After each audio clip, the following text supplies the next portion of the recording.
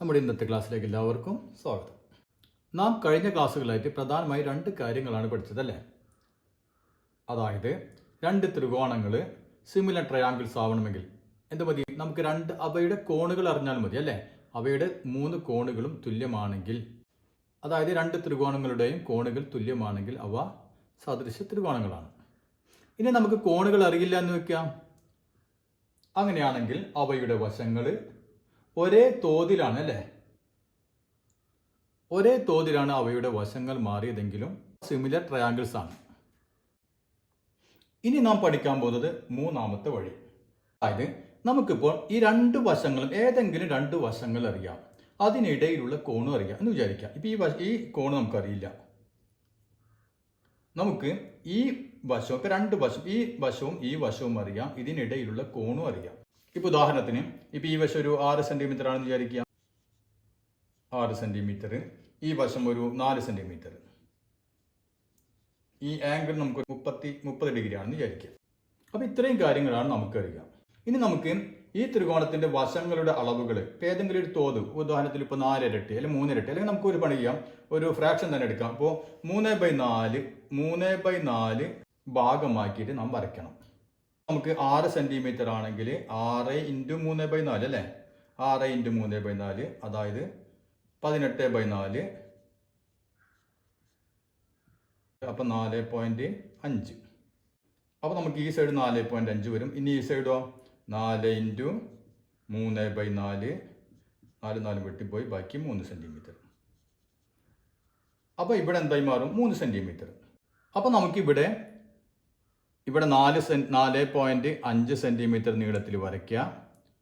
അതിനുശേഷം എന്ത് ചെയ്യാം? ആംഗിൾ മാറാതെ തന്നെ ഇപ്പൊ ഇവിടെ 30 ഡിഗ്രി എടുക്കുക. അതിനുശേഷം 4 നമുക്ക് എത്ര വേണം? 3 സെന്റിമീറ്റർ ഇങ്ങനെ വരച്ചു കഴിഞ്ഞാൽ എന്നിട്ട് ഇങ്ങനെ കൂട്ടി യോജിച്ച് വേണം നമുക്ക് മറ്റൊരു ട്രയാങ്കിൾ കിട്ടി അല്ലേ. അപ്പൊ ഇത് 3 സെന്റിമീറ്റർ. ഇനി നമുക്ക് ഈ രണ്ട് ത്രികോണങ്ങളുടെയും കോണുകൾ ഒന്ന് ചെക്ക് ചെയ്ത് നോക്കിയേ. അപ്പൊ നമുക്ക് ഈ രണ്ട് ത്രികോണങ്ങളുടെയും ആംഗിളുകൾ തുല്യമാണെന്ന് കാണാം. അപ്പൊ നമുക്ക് ഇതിൽ നിന്ന് എന്ത് മനസ്സിലായി? മൂന്നാമതൊരു കാര്യം കൂടി പിടുത്തം കിട്ടി അല്ലേ. ഒരു മൂന്നാമത്തെ വഴി കൂടി തുറന്നു. അതായത് സിമിലർ ട്രയാങ്കിൾസ് ആവണമെങ്കിൽ രണ്ട് വശങ്ങൾ, ഒരു ത്രികോണത്തിന്റെ രണ്ട് വശങ്ങൾ അവ ഒരേ തോതിൽ മാറുക. മാത്രമല്ല അവയ്ക്കിടയിലുള്ള കോൺ, ആ കോൺ അതേ രൂപത്തിൽ തന്നെ സെയിം ആയിരിക്കുക. അങ്ങനെയാണെങ്കിലും ഈ രണ്ട് ട്രയാങ്കിൾ എന്തായിരിക്കും? സദൃശ ത്രികോണങ്ങളായിരിക്കും. അപ്പൊ 3 കാര്യങ്ങൾ ഓർമ്മയില്ലേ?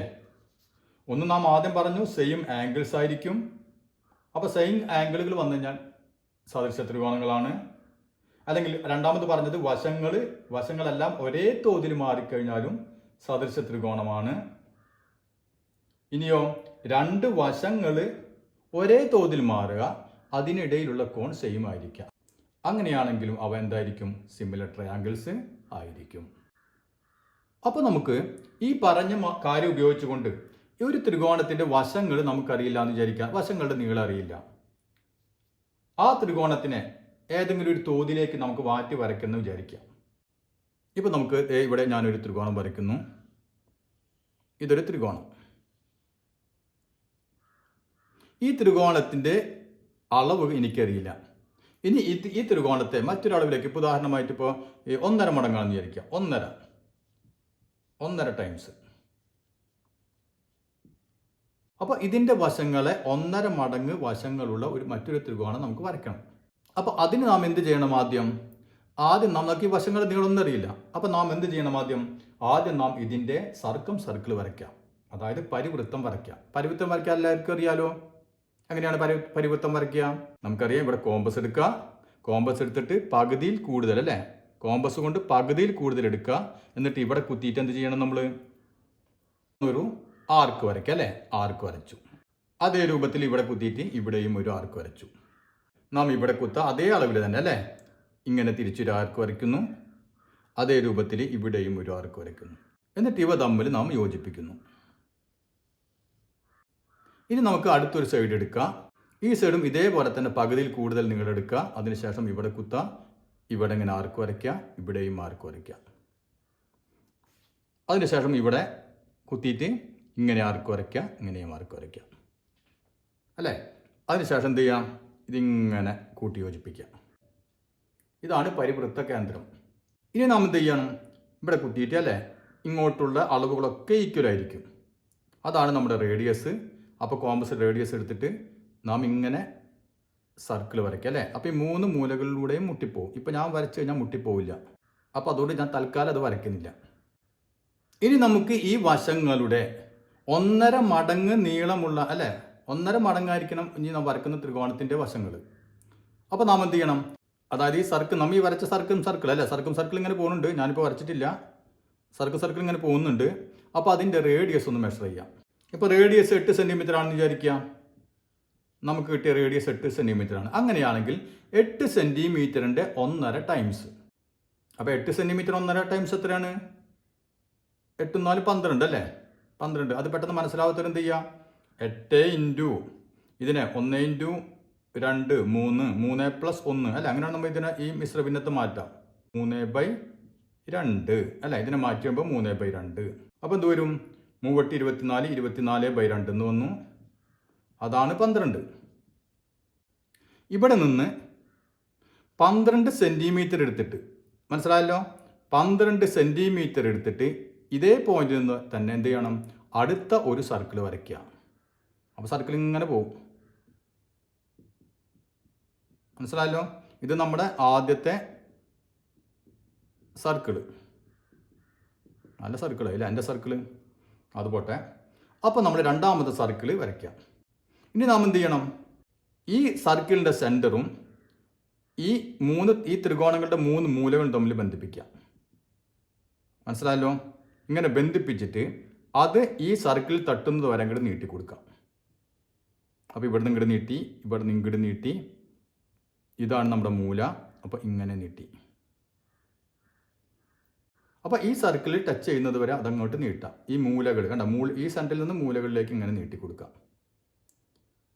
ഇനി നമ്മൾ എന്ത് ചെയ്യണം, അപ്പോൾ ഇതാണ് നമ്മുടെ ഈ ത്രികോണത്തിൻ്റെ ഒരു സൈഡ് ഇതാണല്ലേ. ഇനി നാം ഈ സൈഡും തമ്മിൽ യോജിക്കുക. ഈ കൂട്ടിമുട്ടിയ പോയിന്റുകൾ തമ്മിൽ യോജിപ്പിക്കുക. അതേപോലെ നമുക്ക് എന്ത് ചെയ്യാം, ഈ പോയിന്റ് അല്ലേ, ഇവ തമ്മിൽ യോജിപ്പിക്കുക. അതേ രൂപത്തിൽ എന്ത് വേണം, ഇതും തമ്മിൽ യോജിപ്പിക്കുക. അപ്പോൾ നമുക്ക് ഈ പുതിയ കിട്ടിയ ഈ ത്രികോണത്തിന് ഈ ആദ്യത്തെ ത്രികോണത്തിൻ്റെ വശങ്ങളുടെ 1.5 ഇരട്ടിയായിരിക്കും. അപ്പോൾ ഇത് നമുക്ക് ത്രികോണങ്ങളിൽ മാത്രമല്ല ചതുരങ്ങളിലും, അതായത് റെക്റ്റാങ്കിളിലും ഇത് ഉപയോഗിക്കാൻ പറ്റും. അതായത് ഇപ്പോൾ ഇത് ചതുരം, നമ്മൾ ഇതേ കാര്യം തന്നെ. ഇപ്പോൾ ഇത് ചതുരം, അങ്ങനെയാണ് എന്ത് വേണം, ചതുരത്തെ ഇങ്ങനെ ഡയഗണൽ അല്ലേ,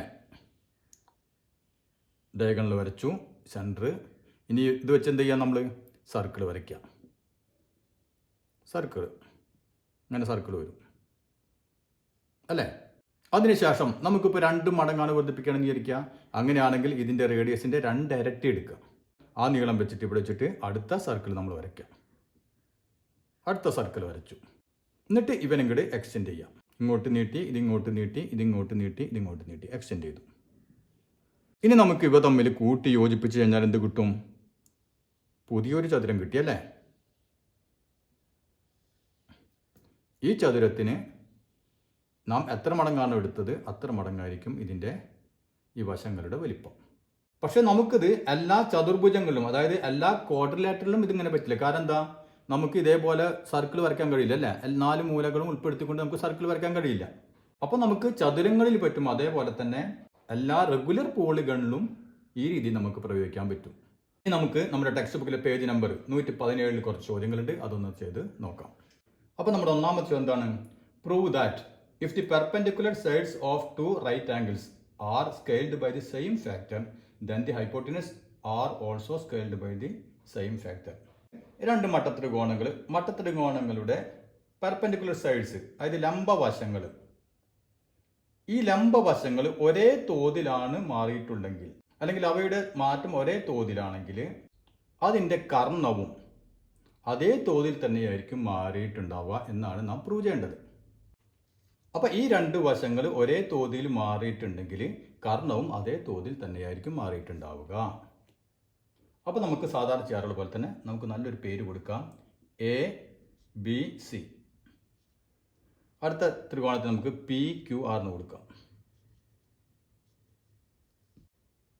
അപ്പോൾ നമുക്ക് ഈ വശങ്ങളുടെ നീളങ്ങൾ അല്ലേ, ഇതിനൊക്കെ ആംഗിൾ എക്ക് ഓപ്പോസിറ്റ് ഉള്ള വശമാണ് ഇത് അല്ലേ.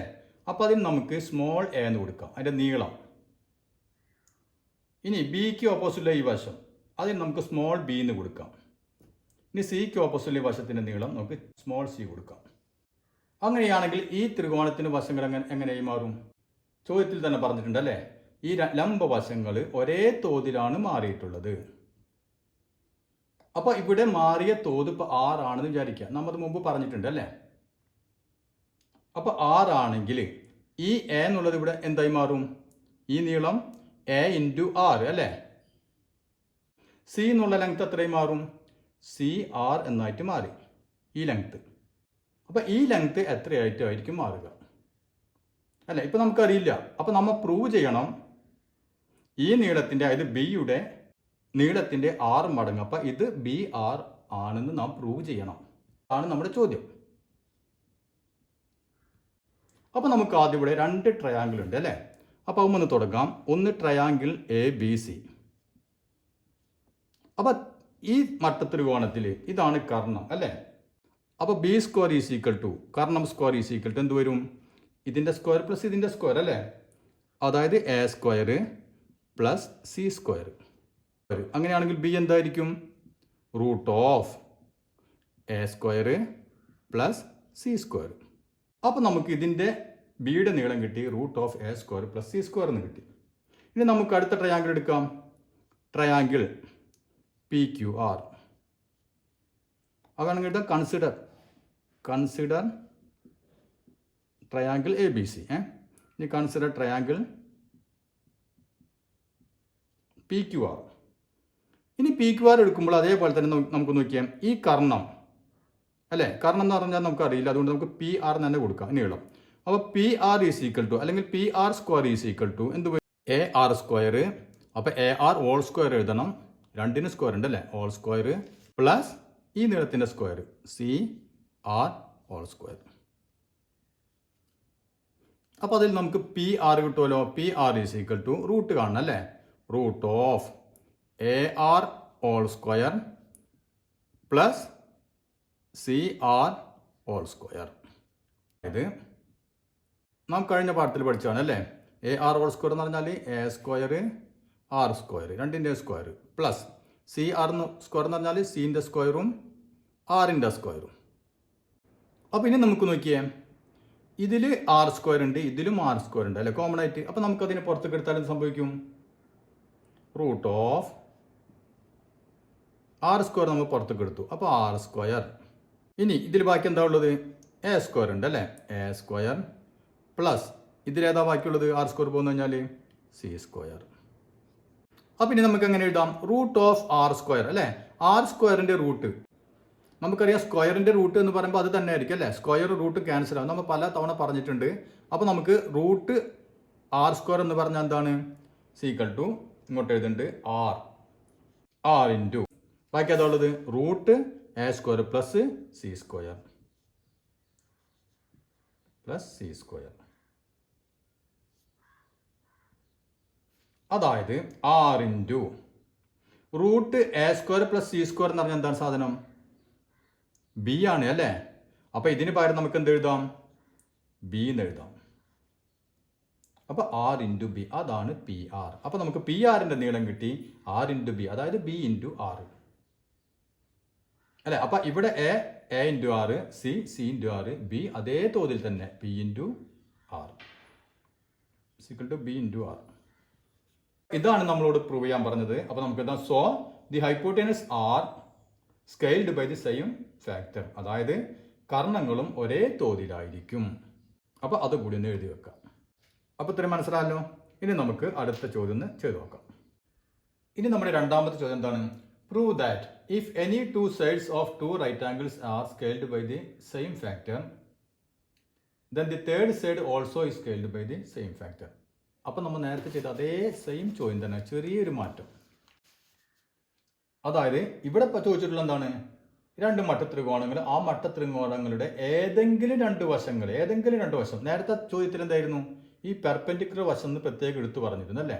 അതിന് പകരം ഏതെങ്കിലും രണ്ട് വശങ്ങൾ, ആ വശങ്ങൾ ഒരേ തോതിലാണ് മാറിയിട്ടുണ്ടെങ്കിൽ മൂന്നാമത്തെ വശവും അതേ തോതിൽ തന്നെയായിരിക്കും മാറിയിട്ടുണ്ടാവുക. അപ്പോൾ നമ്മൾ കഴിഞ്ഞ ചോദ്യത്തിൽ ചെയ്ത അതേ സ്റ്റെപ്പുകൾ തന്നെയാണ് ഇതിലുള്ളത്. അപ്പോൾ നമുക്ക് ഇവിടെ നോക്കി ആദ്യത്തെ ട്രയാങ്കിൾ എ ബി സി തന്നെ പേര് കൊടുക്കാം. അപ്പോൾ നാം പറഞ്ഞ പോലെ എക്ക് ഓപ്പോസിറ്റുള്ള വശത്തിന് നമുക്ക് ഈ സ്മോൾ എ കൊടുക്കാം. ഇനി ബിക്ക് ഓപ്പോസിറ്റുള്ള വശത്തിൻ്റെ നീളം നമുക്ക് സ്മോൾ ബി, സിക്ക് ഓപ്പോസിറ്റുള്ള വശം സ്മോൾ സി. ഇനി അടുത്ത ട്രയാങ്കിൾ, ആ ട്രയാങ്കിൾ നമുക്ക് പി ക്യു ആർ എന്ന് കൊടുത്തു. ഇനി നമുക്ക് ഏതെങ്കിലും രണ്ട് വശങ്ങളാണ് അല്ലേ. അപ്പോൾ നമുക്ക് എ ബിയും എ സിയും ഈ രണ്ട് വശങ്ങൾ എടുക്കാം. ഈ വശങ്ങൾ ഒരേ തോതിലാണ് മാറിയിട്ടുള്ളതെന്ന് വിചാരിക്കാം. ഇവിടെ ബി ആണെങ്കിൽ ഈ നീളം എത്ര വരും? ബി ഇൻറ്റു ആറ് അല്ലേ, ബി ഇൻറ്റു ആറ്. ഇനി ഈ വശത്തിന് നീളം എത്രയും മാറും? സി ഇൻറ്റു ആറ് അല്ലേ, സി ആർ. അപ്പോൾ ഈ രണ്ട് വശങ്ങൾ നീളം കിട്ടി. ഇനി നമുക്ക് ഇതേ തോതിൽ തന്നെയാണ് ഈ വശത്തിൻ്റെ നീളം മാറിയത് എന്നാണ് നാം പ്രൂവ് ചെയ്യേണ്ടത്. അപ്പോൾ നമുക്ക് ആദ്യം ഈ ത്രികോണത്തിൽ ഈ വശത്തിൻ്റെ നീളം എങ്ങനെയാണ് കണ്ടുപിടിക്കാൻ നോക്കാം അല്ലേ. അപ്പോൾ എഴുതാം consider triangle A B C. നാം കഴിഞ്ഞ ചോദ്യത്തിൽ ചെയ്ത അതേ സ്റ്റെപ്പുകൾ തന്നെ, ഒരു മാറ്റവും. ഇവിടെ എന്താണ്, കഴിഞ്ഞ ചോദ്യത്തിൽ നാം കർണത്തിൻ്റെ സ്ക്വയർ ആയിരുന്നു അല്ലേ, കർണമായിരുന്നു കണ്ടുപിടിക്കേണ്ടത്. ഇവിടെ എന്താണ്, ഇത് രണ്ടും നമുക്കറിയാം, ഇതാണ് കണ്ടുപിടിക്കേണ്ടത് അല്ലേ, അതായത് എ. അപ്പോൾ നമുക്കറിയാം എ സ്ക്വയർ സീക്വൽ ടു എന്ത് വരും? കർണത്തിൻ്റെ സ്ക്വയർ മൈനസ് ഇതിൻ്റെ സ്ക്വയർ അല്ലേ. അതായത് ഈ നീളം ബി ആണ്, അപ്പോൾ ബി സ്ക്വയർ മൈനസ് ഈ നീളം സി, സി സ്ക്വയർ. അപ്പോൾ അതിൽ നിന്ന് എ ഈക്വൽ ടു എന്ത് വരും? Root of B square minus C square. അപ്പോൾ ഇതിലെ എയുടെ വില നമുക്ക് കിട്ടി. ഇനി നമുക്ക് ഇതിലെ അതിന് സമാനമായ വശത്തിൻ്റെ നീളം എത്രയാണെന്ന് കണ്ടുപിടിക്കണം. അപ്പോൾ consider triangle P Q R. ഈ വശമാണ് കണ്ടുപിടിക്കേണ്ടത് അല്ലേ, ക്യു ആർ. അപ്പോൾ നമുക്ക് ക്യു ആർ സ്ക്വയർ അല്ലേ, ക്യു ആർ സ്ക്വയർ ഈക്വൽ എന്ത് വരും? ഇതിൻ്റെ സ്ക്വയർ, അതായത് ബി ആറിൻ്റെ സ്ക്വയർ മൈനസ് ഇതിൻ്റെ സ്ക്വയർ, സി ആർ സ്ക്വയർ. നമുക്ക് ഇനി അതിൽ നിന്ന് ക്യു ആർ കാണാം അല്ലേ. ക്യു ആറിൻ്റെ എന്തെങ്കിലും കിട്ടുമല്ലോ, എങ്ങനെയാണ്? Root of B R whole square minus C R whole square. അതായത് root of B R whole square വെച്ചാൽ ബി സ്ക്വയർ ആർ സ്ക്വയർ അല്ലേ, minus C R whole square എന്ന് പറഞ്ഞാൽ സി സ്ക്വയർ ആർ സ്ക്വയർ. അപ്പോൾ നമുക്ക് എന്ത് ചെയ്യാം? രണ്ടിലും ആർ സ്ക്വയർ ഉണ്ട് അല്ലേ, അപ്പോൾ ആർ സ്ക്വയറിനെ പുറത്തെടുത്തു. ഇനി ബാക്കി ഇവിടെ എന്ത് വരും? ബി സ്ക്വയർ മൈനസ് ഇവിടെ എന്ത് വരും? C square. അപ്പോൾ നമുക്കറിയാം റൂട്ട് ഓഫ് ആർ സ്ക്വയർ അല്ലേ, ആർ സ്ക്വയറിൻ്റെ റൂട്ട് എന്ന് പറഞ്ഞാൽ ആർ തന്നെ, ആറ്. ഇനി ബാക്കി എന്തുകൊണ്ട്? Root B square minus C square. ഇനി ഈ root B square minus C square എന്ന് പറഞ്ഞാൽ എന്താ സംഭവം? എ ആണ് അല്ലേ, എ ആണ്. അപ്പോൾ എന്തെഴുതാം നമുക്ക്? Q R is equal to R into root B square minus C സ്ക്വയറിന് പകരം നമുക്ക് എ എന്ന് എഴുതാം അല്ലേ, എ. അതായത് ആർ ഇൻറ്റു എ എന്ന് വെച്ചാൽ എ ഇൻറ്റു ആർ. അപ്പോൾ ഈ വശത്തിന് നീളം എന്ത് കിട്ടി? എ ഇൻറ്റു ആറ്. അപ്പോൾ ഇവിടെ സി ആകുമ്പോൾ സി ഇൻറ്റു ആറ്, ബി ആകുമ്പോൾ ബി ഇൻറ്റു ആറ്, എ ആകുമ്പോൾ എ ഇൻറ്റു ആറ്. അപ്പോൾ നമുക്ക് എന്ത് എഴുതാം? മൂന്നാമത്തെ വശവും ഒരേ തോതിൽ തന്നെയാണ് അല്ലേ. The third side also scaled by the same factor എന്ന് കൂടി എഴുതി വെക്കാം. മനസ്സിലായല്ലോ. ഇനി നമുക്കതിൽ ബാക്കിയുള്ളത് അടുത്ത ക്ലാസ്സിൽ.